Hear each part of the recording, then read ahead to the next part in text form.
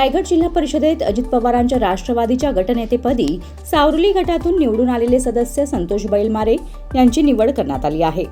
प्रदेशाध्यक्ष खासदार सुनील तटकरे यांनी ही घोषणा केली आहे.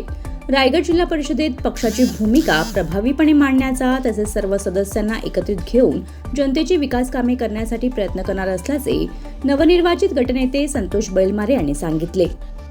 रायगड जिल्हा परिषदेच्या निवडणुकीत प्रदेशाध्यक्ष सुनील तटकरे यांच्या नेतृत्वाखाली मोठ्या ताकदीने ही लढत झाली.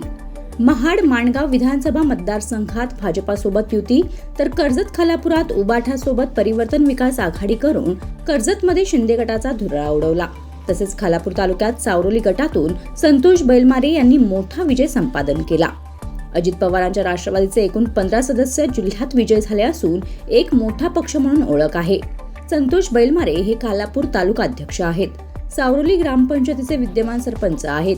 त्यामुळे त्यांच्याकडे प्रशासनाचा तसेच लोकप्रतिनिधींचे संघटन राखण्याचे चांगले कलाकौशल्य असून प्रदेशाध्यक्ष खासदार सुनील तटकरे यांचे विश्वासू सहकारी असल्याने संतोष बैलमारे यांची राष्ट्रवादीच्या गटनेतेपदी निवड करण्यात आल्याने खालापूर तालुक्यात राष्ट्रवादीच्या कार्यकर्त्यांनी जल्लोष केला असून संतोष बैलमारे यांच्यावर आता अभिनंदनाचा वर्षाव होत आहे. Bureau report news 46 Raigad Khopoli.